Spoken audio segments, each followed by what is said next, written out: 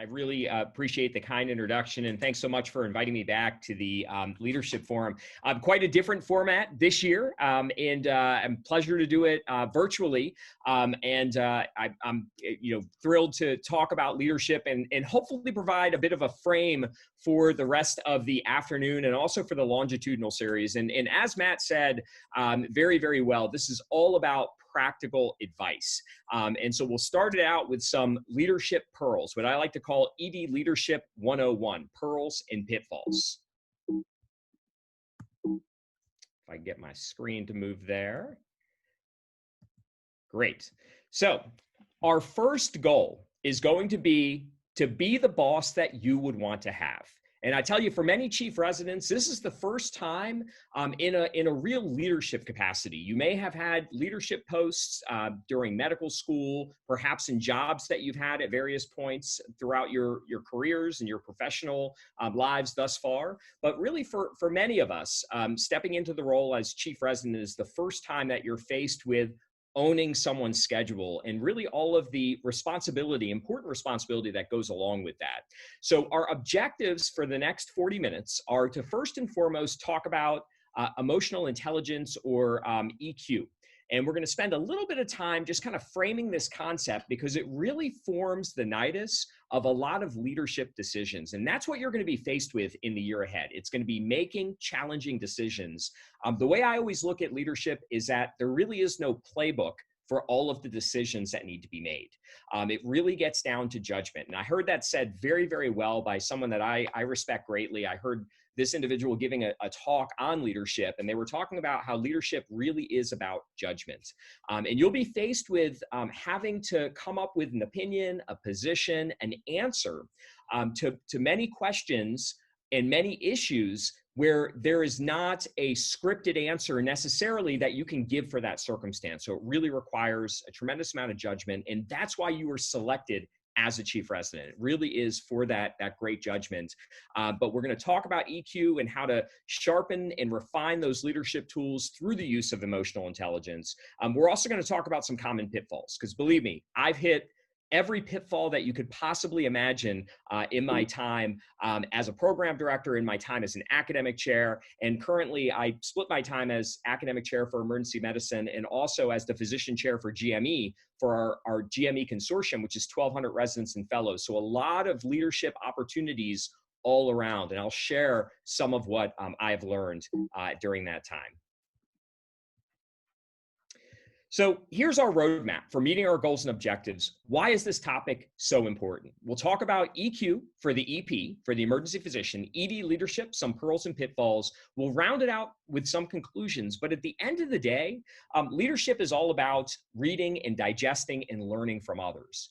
We'll talk about what that means. I have no financial interest in Harvard Business Review whatsoever. There are many similar resources that are out there, but the punchline to remember here is that a lot of leadership principles can't be learned from Annals of Emergency Medicine, Journal of Emergency Medicine, or Academic Emergency Medicine. They're really learned from other journals outside of the industry of healthcare, things that are published by various business schools, et cetera. So an important thing to keep in mind, and start looking around. There's a lot of free resources that are out there on the web. Take a look and see what's out there, and hopefully we'll give you some ideas of some resources. So yeah, I know. Sounds like kind of a boring topic. We're gonna hear 40 minutes about emotional intelligence. So really is, to answer the question first and foremost, why are we here today? Leadership, as we all know, is all around us. It started when we were in grade school, even pre-grade school, with coaches, and then as we're coursing through our youth period, if you will, we had our first job, and so we were introduced to managers in the workplace in some capacity. I used to be a lifeguard. I used to wash cars. I had several different jobs where I had leaders and managers that I would report to. And so I started formulating my opinions about things that really made me feel good in the workplace and other behaviors which didn't make me feel great. And we all have those experiences, and we'll get to those in a minute. But of course, in medical school and in residency training, we have our program directors, we have our APDs, we got the deans, the chairs, hospital administrators, and of course, everyone that's joining this call here today. All of us, because as a rising chief resident, you are a leader. as a practicing emergency physician, you are a leader as well. And so I think it's an important frame to look at everything that we're going to talk about today in your lens as a rising chief, but also importantly, day in and day out with everything that you do in caring for our patients at the bedside. Because when you are the physician that is leading the team, the pod, or the zone of the emergency department, all eyes will be on you.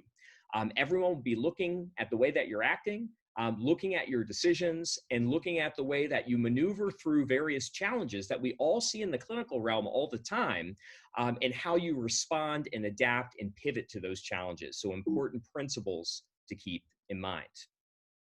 So a non-scientific poll, it's hard to say, doing this virtually, but, answer the question to yourself. Have you ever worked with a leader who just doesn't seem to get it? And I can tell you, if we were in person, if we were in Denver, if we were sitting there in a conference room together, near uniformly, every single hand in the room goes up each and every time I ask this question, because we've all been exposed to leaders who, quote unquote, didn't seem to get it. Now, what's always disconcerting to me is when members from my own team are sitting in the room and all of their hands go up as well. But that notwithstanding, we know that we've all been exposed to leaders who just don't seem to get it. So I want you to think, and just take a 30-second pause here to think of the one or two characteristics. If you can frame it in some way with just a single term, jot it down on a piece of paper, characteristics of leaders that you've been exposed to who just don't seem to get it. And so we'll give it about a 20, 30-second pause. Just think about those leaders that you've been exposed to, whether it was someone that you're currently working with, someone that you have previously worked with, or perhaps someone that you know that always complained about their boss. So what are those one or two key characteristics that were the pitfalls, if you will? So after thinking about that for a little bit, we'll switch gears and talk about the flip side. What are the one or two key leadership characteristics of leaders that you've been exposed to, or perhaps others that you know have been exposed to, who just seem to get it? They have a way of keeping people engaged, keeping people motivated, and in some way just bringing out the best in those that are around them. So what are those key characteristics? So after you have a chance to jot that down on paper, I want you to hold on to those. And we'll talk about those in the frame of the next several slides that we go to. So that brings us to emotional intelligence. So what is EQ? So really, emotional intelligence is a marginal factor that can have tremendous impact. And it really can help in ensuring success. And when they do studies of CEOs of successful companies with engaged workforces that do a great job in their marketing and in providing returns to their shareholders, or whatever metric you're looking at that a company is measured in, it really is the CEOs that operate with a high level of emotional intelligence that are able to do that. It's not necessarily the experts in that field, i.e. the CEO of Boeing might not know how to fly an airplane themselves. They might not even be an engineer themselves, but it's that emotional intelligence. They understand the subject matter, and they have a way of connecting with individuals in a way that really brings out the best, and it creates synergy and cross collaborations and connectivity that wouldn't exist otherwise. So we know that's the case for CEOs. So how can we really apply that to our workspace? And that brings us to the whole concept of IQ versus EQ. Now, this is a slide that I strategically left as I've had it for years and years, but I think there's an important caveat here. And the important caveat in distinguishing IQ versus EQ is the growth mindset.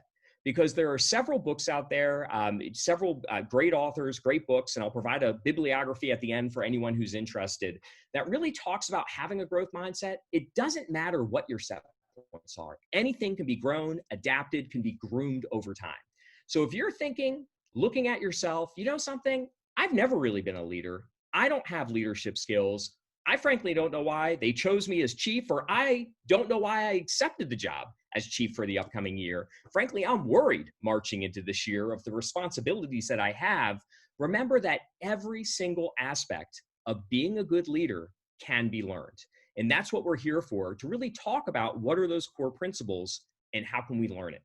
So emotional intelligence, a lot of different competencies, looking at this from an academic standpoint, but at the end of the day, it's really all about relationship management. And this is going to be your principal role as chief.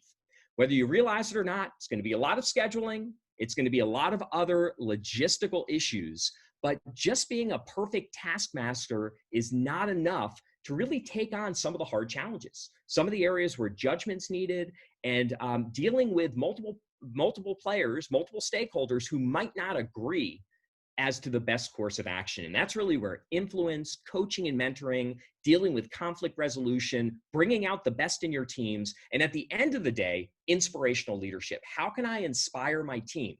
Me as a chief resident, I'm leading a team. How can I inspire my team and the team around us to do better than the sum of our parts? Really looking for that synergy. So we'll talk specifically about ED leadership and some of the pearls and pitfalls. I will tell you right now, I'm a huge fan of top 10 lists. And this top 10 list that we're going to go through in the next several minutes is predicated on all of the mistakes that I personally have made, and in many cases, continue to make to this day. So important disclaimer here, I too am a student, growth mindset of leadership, and not an expert in any way, shape, or form. So we'll go through our top 10 here, starting with number 1, supporting those who you empower. And I'll give you a perfect antidote. So you look at your role as a new chief resident. I'm sure you've all asked about contributing to the year-long schedule for the coming academic year. You may have been tasked with doing the schedules already, whether in the June, certainly for the months of July and August and moving forward, you will be owning folks' schedules. So look at that. You're sitting there as the chief resident. You or a second-year resident, perhaps a second year who you've worked with for some time. So you have a relationship, you know them. They know that you're now a chief resident. They know that you have penned, metaphorically speaking, the new schedule for the month. And they're not pleased with their clinical schedule. Now, I don't know about everyone that's on this call, but once in a while, a little known secret of scheduling, not everyone is pleased with their clinical schedules. It's just a matter of course, it just happens all the time, right? So if you have a PGY2 who is upset with how they've been scheduled in the ED for their shifts for the month, they come to you and they tell you, I'm not pleased with the schedule. And you say, you know something, we've done our best job. We looked at all the parameters and this is the schedule. But let's say that PGY2 then goes to the program director or one of the APDs that's responsible for the site schedule. And that program director or that senior APD says, you know, I agree with you. Let's go ahead and overturn that.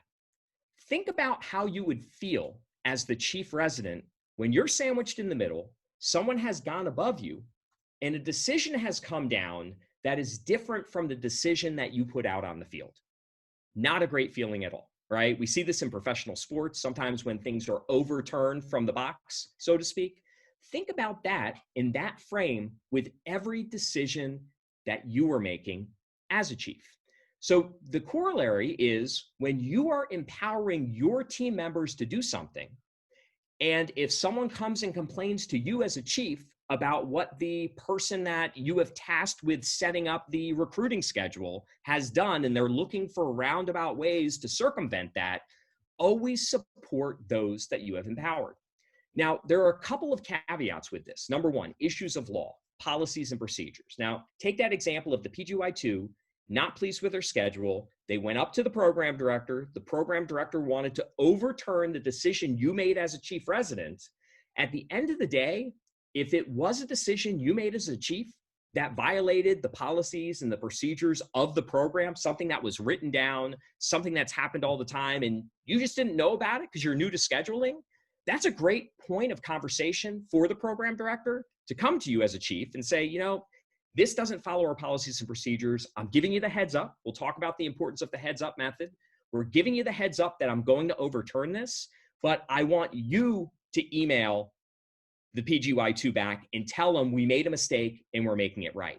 Very different than when someone is usurping your authority that they vested in you and really not taking that opportunity to support those that they have empowered.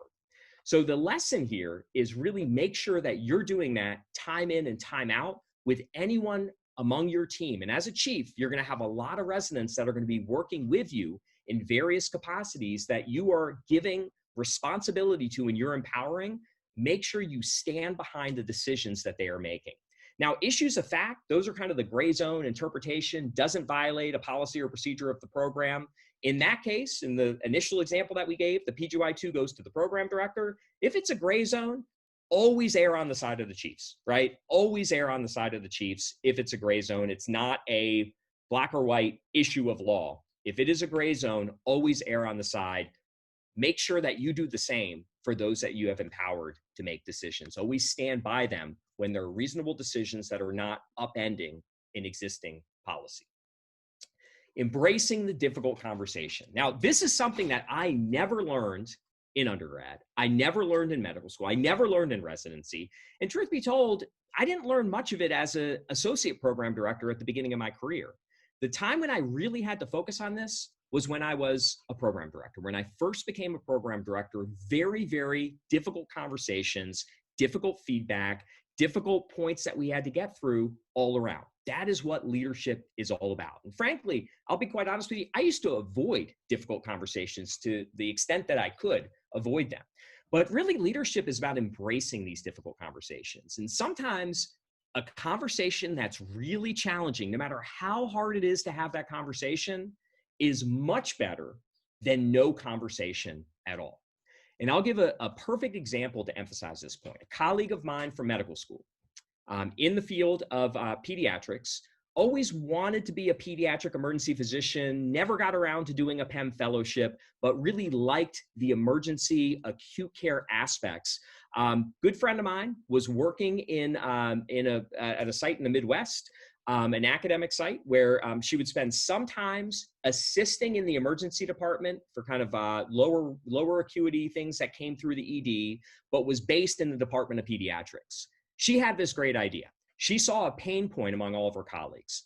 Among all of her colleagues in the pediatric clinic where she spent the lion's share of her time, her colleagues would get upset when there would be urgent visits to the clinic that would totally disrupt the clinic schedule. Packed slate of patients, moving through in very rapid succession, and all of a sudden you have 5 sick calls that you had to take care of and kind of squeeze them in. The parents who were scheduled for routine appointments and vaccinations would be upset because they would have to wait longer while the doc was busy doing other things. So she came up with this great idea and she pitched it to the chair of pediatrics. She said, I've noticed a pain point in our clinic, and that is unscheduled care. I love unscheduled care. How about I run an unscheduled care clinic, and that will be my morning 5 days a week to contribute to pediatrics. I won't have as many scheduled patients myself. I'll just see the unscheduled patients for everyone else in the group. And that was like 15, 20 other docs and APCs that were in the group. Chair said, great idea. Let me get back to you. True story. The next time that she heard from the chair was a blast email that went to the department. And it said, we are establishing a new division of our department that's going to do just this, urgent, unscheduled visits. And another person who wasn't my friend was appointed the director of that section or division. How do you think my friend felt in that moment? She called me and said, what on earth do I do here? The issue is that the chair took the idea, never came and circled back with her. And I said to her, well, what are you going to do? Well, I'm going to leave the organization. No question. I can't work in a place where I'm being undermined and people won't have conversations with me. And I said, well, what would have changed this scenario? What could have been done that would have kept you engaged? She said, you know something, if the chair would have sat me down and said, fantastic idea, I think it's great and our department needs it, but you're not the right individual at this time to run it for these reasons. She's like, I would have been angry, I would have been upset, but I wouldn't have left because I would have been respected in the process by someone having the conversation with me. Difficult conversations are tough. Avoiding difficult conversations can actually lead you to a worse outcome than the challenge of having a conversation in the first place. People might be upset for a few days, they might be upset for a few weeks, but they always respect the difficult conversation, even if the outcome is not in their favor. Important thing to keep in mind as a chief resident, that bad faith, lack of a conversation leads to deeper wounds, difficult to heal. So placing yourself in others' shoes often. Now, especially in 2020, especially among a pandemic, but even prior to 2020, the importance of email is absolutely critical. You're going to be sending a lot of communications. You're going to be having a lot of conversations, and everyone's going to be watching your move. And so when you're a chief resident, all of a sudden you are part of the group, but you're in a slightly different place because you really are that sandwich between the residents and the program administration. And so every decision that you make, every conversation thread that you start, things that you say off the cuff at a gathering, when you're with your colleagues, will take on different meaning and different weight given your title and your role. So think about that with every single communication that you send out. And I think it's important to also remember that every single thing that you send probably will get forwarded to other residents. So when you're crafting emails, make sure that you're crafting them in a way that you feel 100% comfortable having them forwarded to others. I assume every email I send in the workplace is being forwarded to others. And I'm okay with that because I spend the time crafting an email that I can stand behind if it is sent to others unbeknownst to me or with me CC'd. So along these lines, just want to talk a little bit about EQ and communications. Now, this example I'm giving here has nothing to do with medicine. It actually has something to do completely with my personal life. So I have two kids, got a nearly 15-year-old, got an 11-year-old. My daughter is almost 15, entering high school. My son, 11, about to enter middle school. My son wanted to be part of Cub Scouts. So this was several years ago when he was entering first grade. My wife said, listen, you're not much of an athlete. You cannot help out coaching for any of the teams that he wants to do, but perhaps you can be a Cub Scout leader. And I said, you're crazy, because I know nothing about camping. I know nothing about hiking. I know nothing about fishing. I'm like a Hyatt guy. Like I'm like camping and outdoors is just not my thing. And she said, no, you really need to do this. Matthew is counting on you.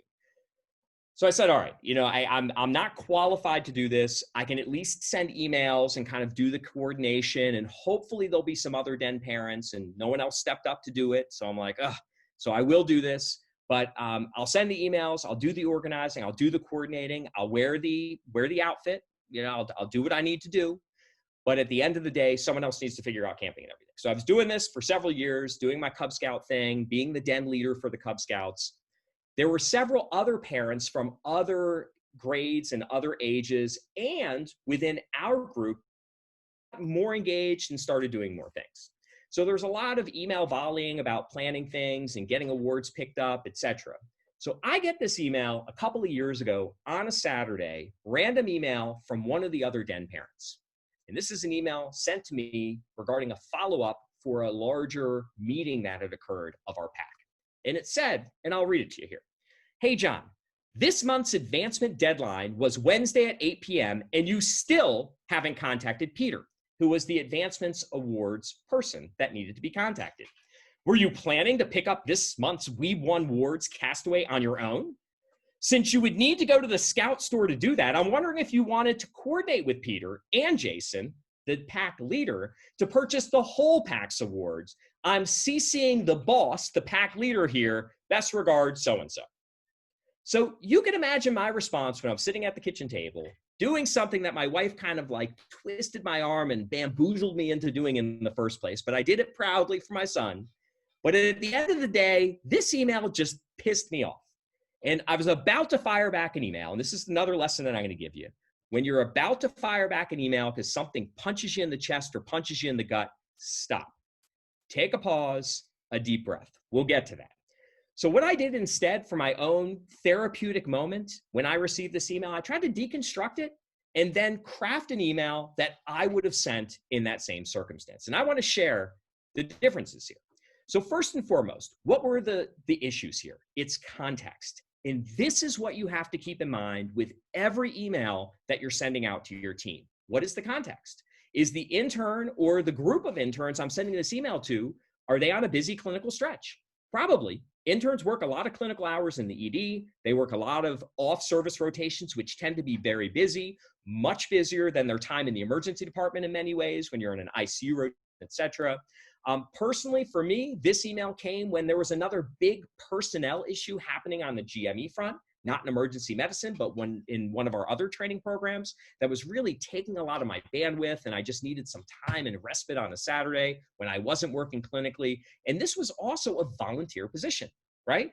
This is not my boss calling me about my job that I'm doing at work. This is something that I'm doing in my spare time to try to contribute to the community, contribute to my son's class, and to help out in any way that I could. So context is always very important.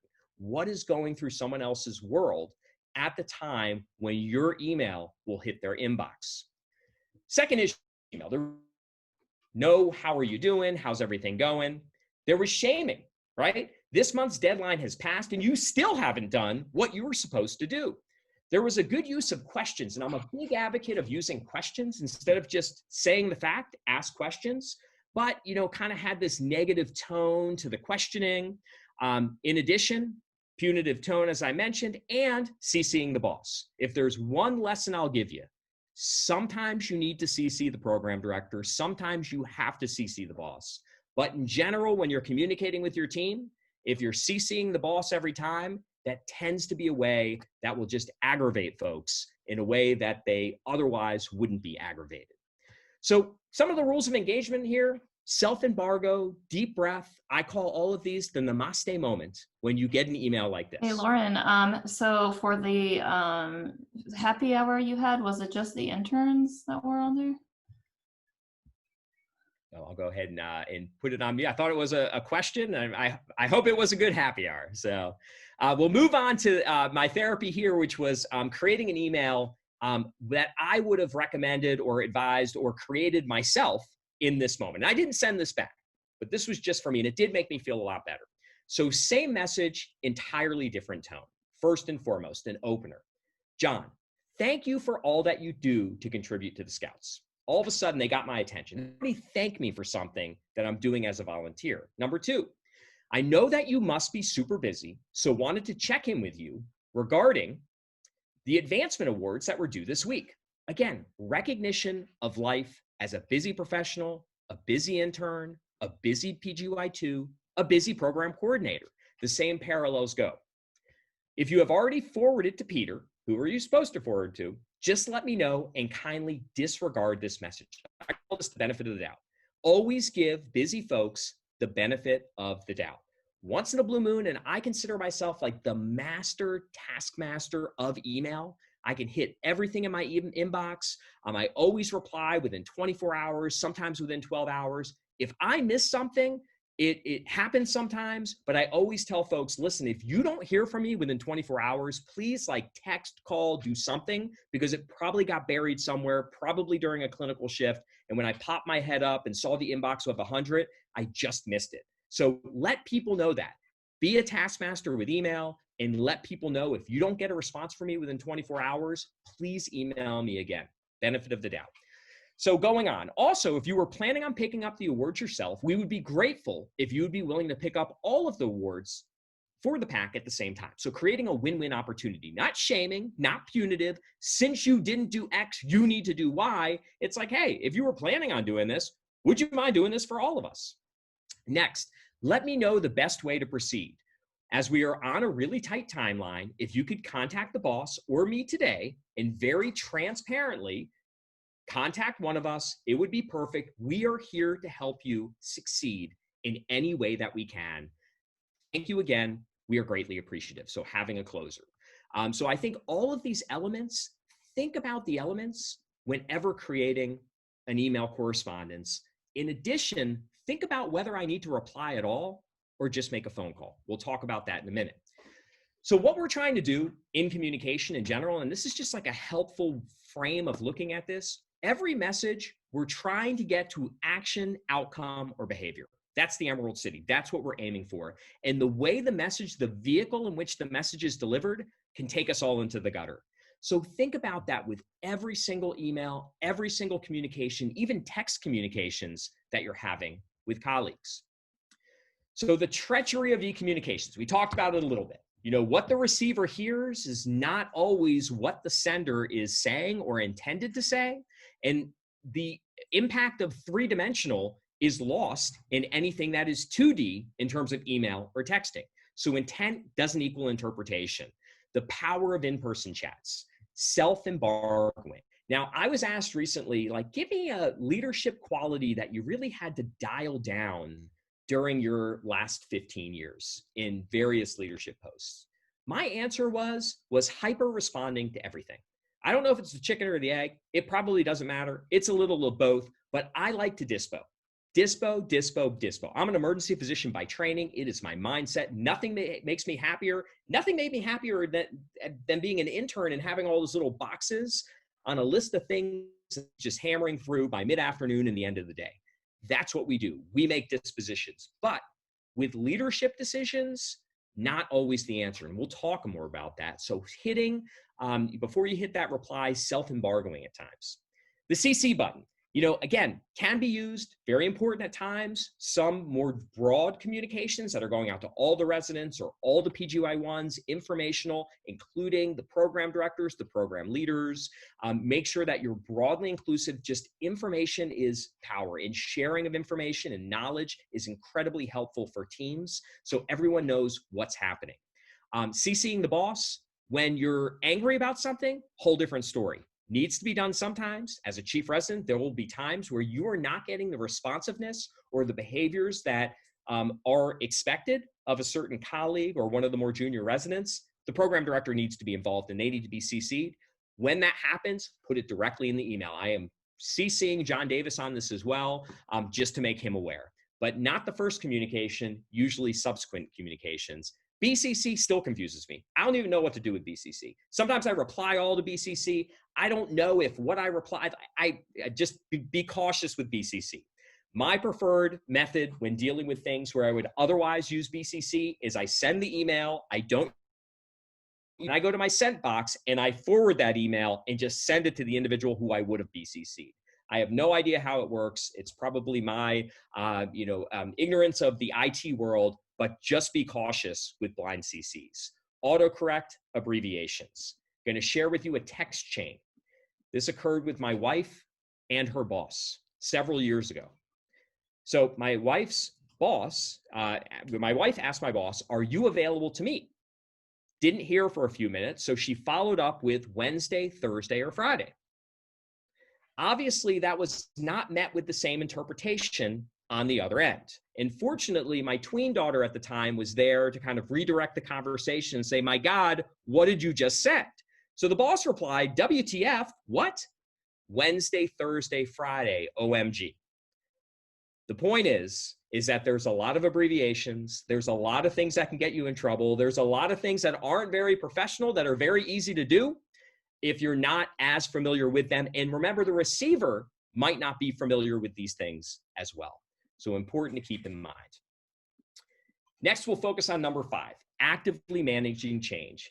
I went through about a decade of work in administrative emergency medicine and educational administration in some capacity, thinking that change was just an email. Well, it turns out that change is a lot more than an email.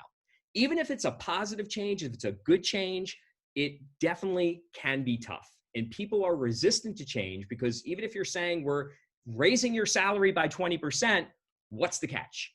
That's usually the first response from many. So it's very important to actively manage the process. When you actually look at the business literature on this, this is something that's been studied. And there are experts at business schools and elsewhere in change management. And it's a multi-step process. And the act of hitting send and sending the email is just one of a multi-step, 8-step process for enacting change. So the important points, never underestimate the impacts of change on your residents, on your program, and potential collateral damage on other programs. As a chief resident, you'll be working with other chiefs from other programs on a regular basis. Sometimes something that might make sense for emergency medicine, i.e. we're gonna pull out of this ICU rotation and swap it out for this one, maybe the same rotation, but a different site, can cause big problems, collateral damage. Make sure that you're gaining buy-in, you're pre-vetting those contentious issues, getting stakeholders aligned, all of the residents, all of the program administrators, everyone is on the same page when you're moving through this change process. What I find is that the heads up method is always helpful. Just floating it out there, we're considering doing this. PGY1s say, we're considering changing the intern 2 weeks that you do ultrasound to resuscitation. How would everyone feel about that? Is that a good move? Is that a good thing for your education? Is it a good thing for this program? Let's talk with the PGY2s who just went through the intern year without resuscitation. Let's ask them what they would think about this as well. So gaining stakeholder buy-in. Why are we changing? Is there an urgency? Is there something that we're missing in our curriculum? Building a coalition. Why don't we get a work group, a focus group of a couple PGY1s, couple PGY2s together? Let's talk about this. Let's develop what we're looking for, what goals, what outcomes, what are we trying to achieve? How are we going to communicate this? How can we empower people? You can see how it follows suit. So change is a process. As I mentioned before, lesson number 6, learning to listen. This can be tough for all of us. Again, chicken or egg, doesn't matter. We're all emergency physicians. But it turns out management, unlike our time in the ED, where it's all about dispositions, right? We don't necessarily get to the answer, but we do get to the disposition. Management and effective management is completely different. It is not a series of quick dispos. Listening, gathering intelligence, reflecting, and making decisions, and resisting that urge to hyper reply.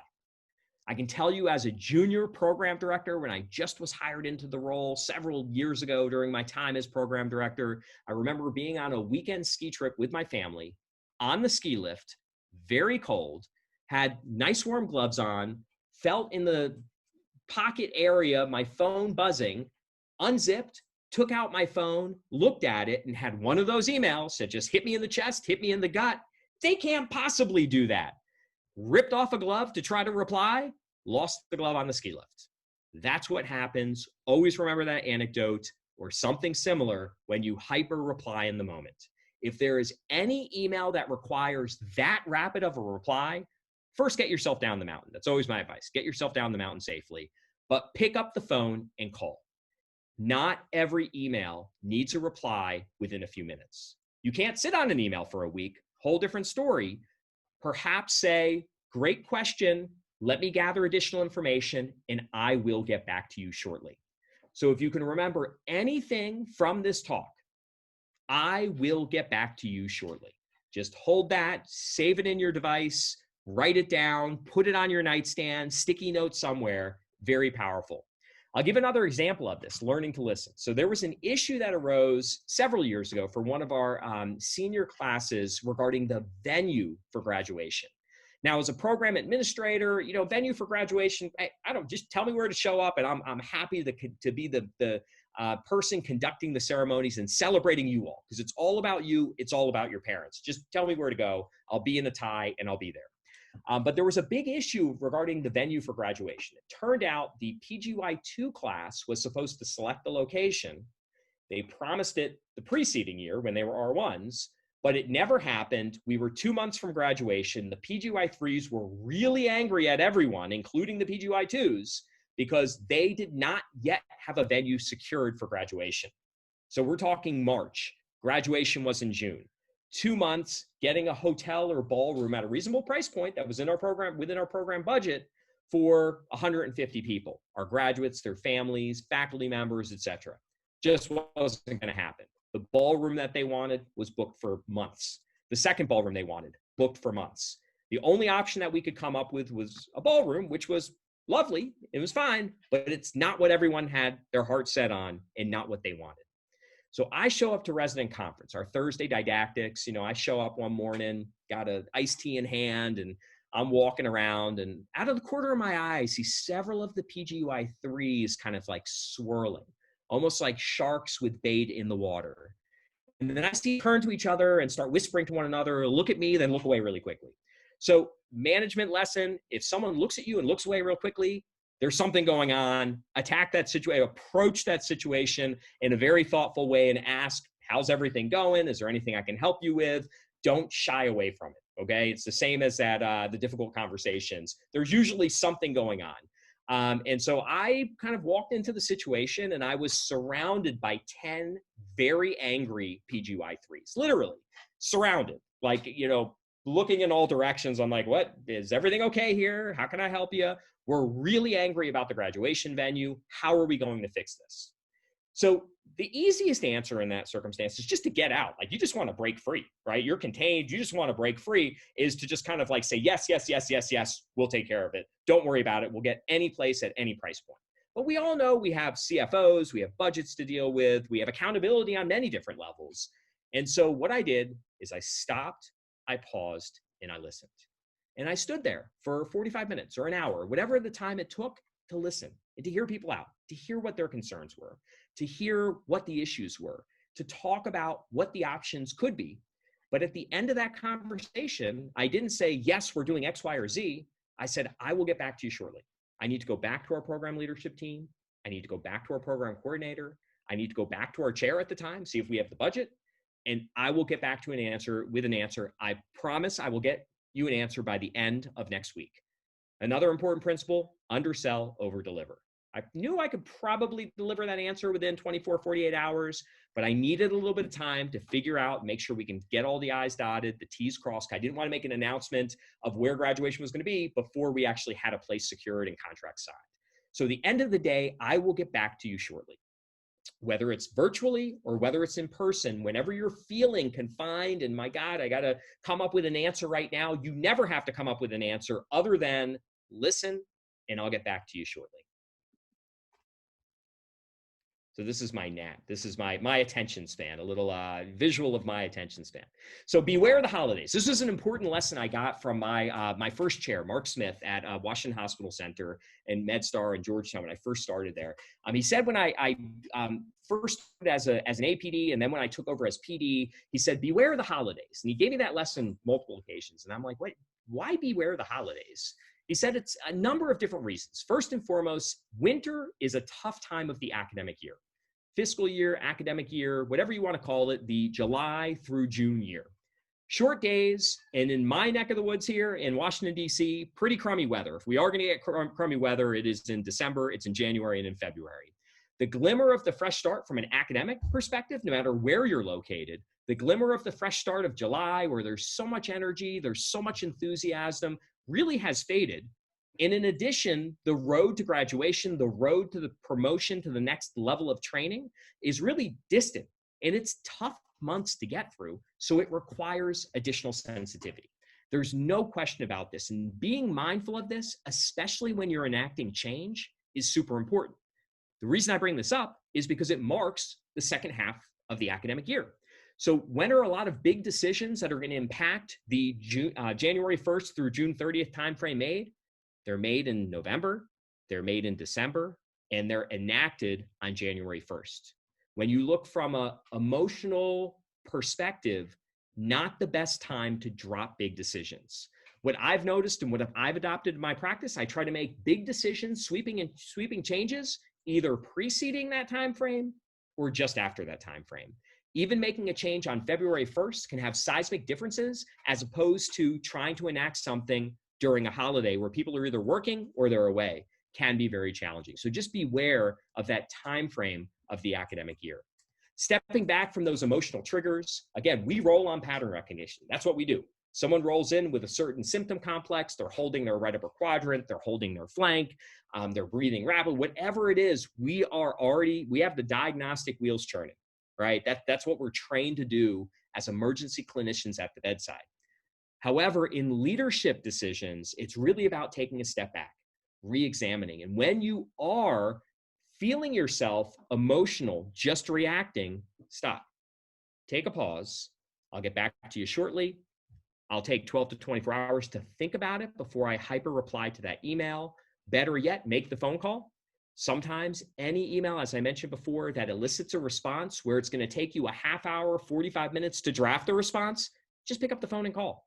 It's something that we're not as used to doing these days as we used to be, but it's a great way of solving problems. And I find I am more efficient in making phone calls with complex issues because we can talk it through within 5-10 minutes, what would otherwise take me an hour and a half of 50 different versions of an email trying to figure out how to gear it just right. So one example of an emotional reaction, we want to talk about our clinical hours. We want to talk about our schedule, especially when a team of residents, i.e. a whole class or the class representatives, come to you en bloc. They come to you together. That is a period where easy to say, nope, can't do it. Stop, namaste moment, deep breath, listen, hear what the concerns are. The answer might be that we can't do that, but the act of going through the process and truly listening to what the concerns on the field are will reap dividends and benefits that will make your teams stronger. So being reasonable, transparent, and consistent. Be reasonable. Communicate your rationale. Others might not like the decision, as we were talking about before, but they always respect someone talking to them about it. And being genuine, being sincere, and just having that sound rationale for whatever decision's been made. Being transparent. I'm a big fan of crisp policies that we follow all the time. If you're finding yourself in a position where if there are policies that you didn't write, they're program policies, but there's a situation here, situation there, several times a month, we need to kind of, we got to bend the rules on those policies. Not a great policy. Rewrite the policy. Policies are designed to be transparent. They're designed to be reproducible. They're designed to sort of form a structure and a scaffold that everyone can buy into because they were part of the policy formation process and everyone can adhere to and live with. So if you are making exceptions to an established policy, more often than not, time to change the policy. And being consistent is absolutely important. One important soundbite, and I used to say this all the time as a program director, when someone would come with a request that I couldn't uphold for that individual, even though I wanted to, because I knew the impacts it would have on others. Classic example, in my early days as a program director, I had a resident that came to me and said, I don't want to work any of the holidays for X, Y, and Z reasons. And I said, I hear you, and I understand where you're coming from, but if I said yes to you, I'd have to say yes to 29 other individuals to make it fair, reasonable, consistent, and transparent. And if I said yes to all 30, no one would be working holidays, and we really wouldn't be team players in what we're trying to deliver at the bedside with our nursing, with our support staff teams on holidays as well. So a real key in diffusing difficult situations is kind of taking the helicopter up to 3,000 feet and looking at the broader landscape.